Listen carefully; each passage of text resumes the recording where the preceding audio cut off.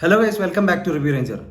അങ്ങനെ മലയാളത്തിൻ്റെ മഹാനടൻ അല്ലെങ്കിൽ ഇന്ത്യയുടെ മഹാനടനായിട്ടുള്ള മോഹൻലാൽ ഡയറക്റ്റ് ചെയ്തിരിക്കുന്ന ബാറോസ് മൂവി ഇവിടെ ബാംഗ്ലൂരിൽ സിനിപോളിസ് ലുലു മാളിൽ വെച്ചിട്ട് കണ്ടിട്ട് വന്നിരിക്കുകയാണ്.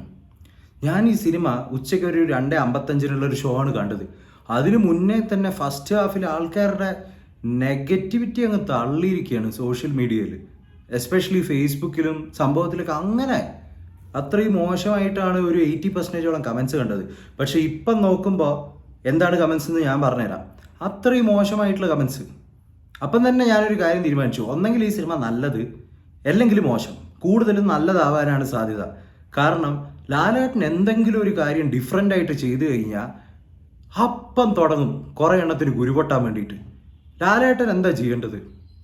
ഒരു കാറും എടുത്ത് അല്ലെങ്കിൽ ഒരു വില കൂടിയ ഒരു ജീവാഗണോ ഡിഫൻഡറോ എന്തെങ്കിലും എടുത്തിട്ട് മുണ്ടും മടക്കി കുത്തി സ്ലോ മോഷനിൽ വിട്ട് മഴയത്ത് ആരെങ്കിലും ഒരുത്തം കുടയും പിടിച്ചിട്ട് വരുമ്പോൾ ഒരു 50 ആളെ അടിച്ചു കഴിഞ്ഞാൽ തൃപ്തിയായോ?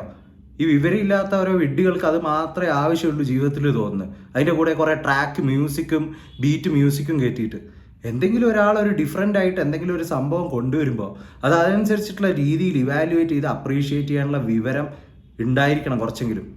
എന്നിട്ട് വേണം അഭിപ്രായം പറയാൻ വേണ്ടിയിട്ട്.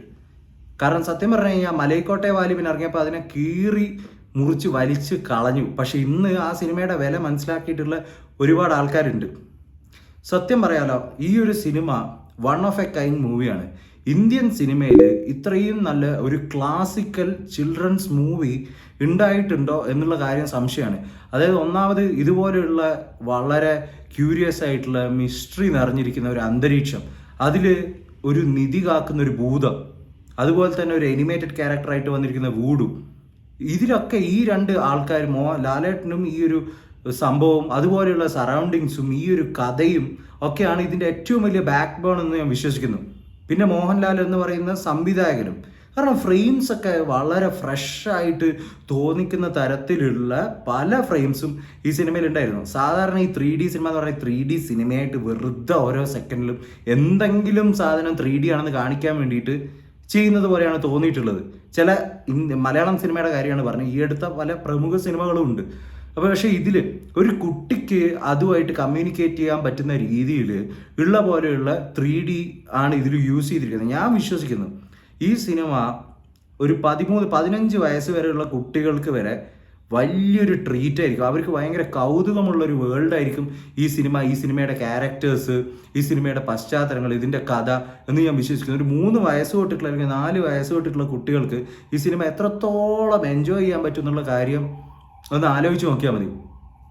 പാരൻസ് ആയിട്ടുള്ള ആൾക്കാർ തീർച്ചയായിട്ടും ഓരോ അലമ്പ് സിനിമേനല്ല പിള്ളേരെല്ലാം എടുത്ത് കൊണ്ടുപോകുന്നതിന് പകരം കുട്ടികൾക്ക് കാണിച്ചു കൊടുക്കാൻ പറ്റിയ നല്ല ഒന്നാമതൊരു സിനിമയായിട്ട് തന്നെ എനിക്ക് തോന്നിയിട്ടുള്ളത്. ഞാൻ ഈ സിനിമയുടെ മാർക്ക് അല്ലെങ്കിൽ ഒരു ഇത് കൊടുക്കുകയാണെങ്കിൽ ഒരു 100-ലൊരു നമ്മൾ പറയുകയാണെങ്കിൽ ഒരു 70% എങ്കിലും ഡെഫിനറ്റ്ലി കൊടുത്തിരിക്കും. ഇത് എന്ന് പറഞ്ഞു കഴിഞ്ഞാൽ ഇതിങ്ങനെ എല്ലാ സെക്കൻഡും ഇങ്ങനെ ത്രസിപ്പിക്കുന്ന പോലെയുള്ള എന്തെങ്കിലും ഇങ്ങനെ വന്നിട്ട് കാണിക്കുന്ന കൈൻഡ് ഓഫ് മൂവിയല്ല.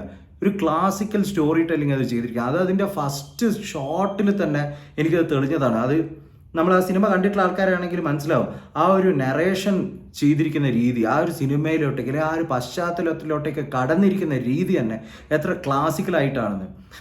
സത്യം പറയാലോ, ഫസ്റ്റ് ഹാഫിൽ കുറേ ഡൗൺസും കാര്യങ്ങളും ചില സ്ഥലത്തുണ്ടായിരുന്നു, എസ്പെഷ്യലി ആക്ടേഴ്സിൻ്റെ പെർഫോമൻസ്. അതാണ് എനിക്കൊരു വലിയൊരു ഡീമെറിറ്റായിട്ട് അല്ലെങ്കിൽ നെഗറ്റീവായിട്ടുള്ള തോന്നിയിട്ടുള്ളൊരു കാര്യം. എസ്പെഷ്യലി മെയിൻ ക്യാരക്ടർ അവതരിപ്പിച്ചിരിക്കുന്ന കുട്ടി ഉൾപ്പെടെ ലാലേട്ടൻ, ഈ അനിമേറ്റഡ് ക്യാരക്ടർ, ഇവർ രണ്ടാളെയും ഒന്നും പറയാനില്ല. അത് ഭയങ്കര നന്നായി ചെയ്തിട്ടുണ്ട്. അതുപോലെ തന്നെ ടെക്നിക്കൽ ഫീൽഡിൽ അത്രയും സൗണ്ടായിട്ടാണ് ഈ ഒരു സംഭവം ചെയ്തിരിക്കുന്നത്. എസ്പെഷ്യലി ബാക്ക്ഗ്രൗണ്ട് സ്കോർ എന്ന് പറഞ്ഞാൽ മലയാളം സിനിമയിലൊക്കെയുള്ള ബാക്ക്ഗ്രൗണ്ട് സ്കോറിങ് എന്നൊക്കെ പറഞ്ഞാൽ ഓൾമോസ്റ്റ് കുറേ സിനിമയുടെ ചീപ്പ് മ്യൂസിക് കയറ്റി വെക്കുക.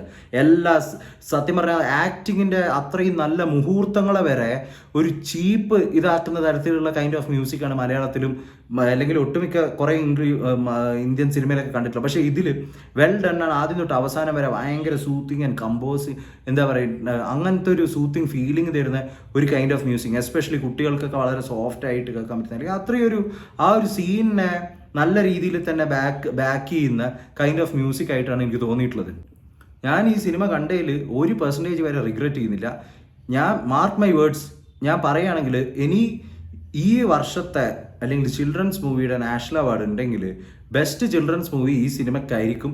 ഈ സിനിമക്കാണ് കൊടുക്കേണ്ടത് എന്ന് ഞാൻ അടിവരായിട്ട് പറയുന്നു. കാരണം 3D മൂവി അത്രയും നന്നായിട്ട് ചെയ്തിരിക്കുന്ന ഒരു 3D, അത്രയും ഒരു എന്താ പറയുക, ഒരു നിധി കാക്കുന്ന ഒരു ഭൂതം എന്ന് പറയുമ്പോൾ അതിലുള്ളൊരു മിസ്റ്ററി തന്നെ ഇല്ലേ.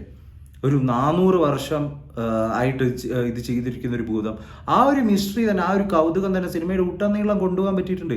അത് കുട്ടികൾക്ക് അത്രത്തോളം രസം കൊടുക്കുന്ന ഒരു സിനിമയായിരിക്കും എന്നുള്ള ഉറപ്പാണ്. ഈ സിനിമ കണ്ടിരിക്കുന്ന കുട്ടികളുടെ അടുത്ത് ഈ സിനിമയുടെ എങ്ങനെയുണ്ട് അഭിപ്രായം എന്ന് പോയിട്ട് ചോദിച്ചാൽ മതി, അപ്പം മനസ്സിലാവും. ലാലേട്ടന് ആദ്യത്തെ സിനിമ ഡയറക്റ്റ് ചെയ്യുമ്പോൾ എന്തെങ്കിലും ഒരു സിനിമ വന്നിട്ട് ചെയ്യാനുള്ള ഒരു ഇതിലല്ല പുള്ളി ഇത് ചെയ്തിട്ടില്ല. എന്തെങ്കിലും ഒരു ഡിഫറെൻ്റ് ആയിട്ട് കൊണ്ടുവരിക, എന്തെങ്കിലും ഒരു ഡിഫറെൻ്റ് ആയിട്ടുള്ള ഒരു കഥ പറയുക, കുട്ടികൾക്കുള്ളൊരു കഥ പറഞ്ഞു കൊടുക്കുക.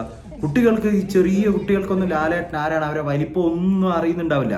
കോർ ഓഡിയൻസ് ഈ ചെറിയ കുട്ടികൾ വരെ അല്ല ലാലേട്ടൻ്റെ. എന്നിട്ട് വരെ അങ്ങനെ ഒരു കുട്ടികൾക്ക് വേണ്ടി ഒരു സിനിമ എടുത്തു കൊടുത്തിരിക്കുമ്പോൾ വലിയവർക്കായിക്കോട്ടെ, വലിയവരുടെ മനസ്സിലൊരു ചെറിയ കുട്ടിയുള്ള ഒരു വലിയൊരു മനുഷ്യൻ, ഒരു മുതിർന്നൊരു മനുഷ്യനും ഒരാൾക്കും ഈ സിനിമ വളരെ ഒരു എന്താ പറയുക, ഒരു പ്യുവർ ആയിട്ടുള്ള ഒരു സിനിമ, വളരെ പ്യൂരിറ്റി തോന്നുന്ന ഒരു സിനിമയാണ് ഈ ഒരു ബാറോസ് എന്ന് പറയുന്ന സിനിമ.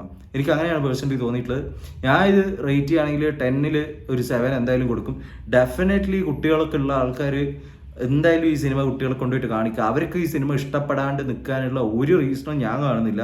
പിന്നെ ഇതിലാകെപ്പാടെ എനിക്ക് നെഗറ്റീവായിട്ട് തോന്നിയിട്ടുള്ള ഈ ആക്ടേഴ്സിൻ്റെ ഒരു പെർഫോമൻസ് ആണ്. അത് വേറെ കുറച്ച് ആൾക്കാരുണ്ട് മോഡേൺ, എസ്പെഷ്യലി മോഡേൺ ഗോവ കാണിക്കുന്ന സമയത്തുള്ള ആക്ടേഴ്സിൻ്റെ പെർഫോമൻസ് എനിക്ക് കുറച്ച് ഡിപ്പായിട്ട് തോന്നി. അത് മാത്രമാണ് ഒരു നെഗറ്റീവായിട്ടുള്ള തോന്നിയത്. പിന്നെ ഇതുപോലുള്ളൊരു പുതിയൊരു വർക്ക് അറ്റംപ്റ്റ് ചെയ്യുമ്പോൾ എല്ലാം 100% പെർഫെക്റ്റ് ആയിട്ട് ഒരിക്കലും ഒരു വർക്ക് ഓഫ് ആർട്ടിൽ വരാൻ ബുദ്ധിമുട്ടാണ്. അത് നടക്കാനും പോകുന്നില്ല. കാരണം എന്തെങ്കിലും ഒരു ഫോർമുല നോക്കിയിട്ട് ഒരു പേസ്റ്റോ സോപ്പോ ഉണ്ടാക്കുന്ന പോലെ അല്ല ഒരു വർക്ക് ഓഫ് ആർട്ട് നമ്മൾ ക്രിയേറ്റ് ചെയ്യുമ്പോൾ. അതിനനുസരിച്ചിട്ടുള്ള ഫ്ലോസും കാര്യങ്ങളൊക്കെ എവിടെയെങ്കിലൊക്കെ ഉണ്ടാവും. And that's the beauty of it.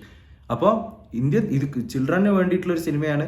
അതിൽ 100% കുട്ടികൾക്ക് ഇഷ്ടപ്പെടാനുള്ള എല്ലാ സാധ്യതയുണ്ട്. ഇതിൽ എനിക്ക് ബേസിക്കലി ഇതിൻ്റെ ഏറ്റവും ഇഷ്ടപ്പെട്ടിരിക്കുന്ന ഫാക്ടർ എന്ന് പറഞ്ഞു കഴിഞ്ഞാൽ ഇതിൻ്റെ 3D കുട്ടികൾക്ക് ഏറ്റവും നല്ലൊരു സമ്മാനമായിട്ടാണ് ഈ ഒരു ക്രിസ്മസ് കാലത്ത് എനിക്ക് തോന്നുന്നത്. പിന്നെ ഇതിൻ്റെ ടെക്നിക്കൽ സൈഡ് ടോപ്പ് നോച്ചാണ്. ക്യാമറ ആംഗിൾസ് ഒക്കെ പലതും ഭയങ്കര ഫ്രഷ് ആയിട്ട് തോന്നിയിട്ടുണ്ട്. പിന്നെ 3D വെച്ചിട്ട് കാണുമ്പോൾ ഒരുവിധ തലവേദന, ഇറിറ്റേഷനോ ഒരുവിധ സാധനം തോന്നിയിട്ടില്ല. പിന്നെ വേറെ പറയുകയാണെങ്കിൽ ഇതിൻ്റെ മ്യൂസിക്, BGM സംഭവങ്ങളൊക്കെ, ലിഡിയൻ പുള്ളി എനിക്ക് തോന്നുന്നു ആ സിനിമയിൽ ജോയിൻ ചെയ്യുന്ന സമയത്ത് പുള്ളി ഒരു കുട്ടിയായിരുന്നു, 13 വയസ്സുള്ളൊരു കുട്ടിയായിരുന്നു. ഇപ്പം 17 വയസ്സാ മറ്റായിട്ടുണ്ട്.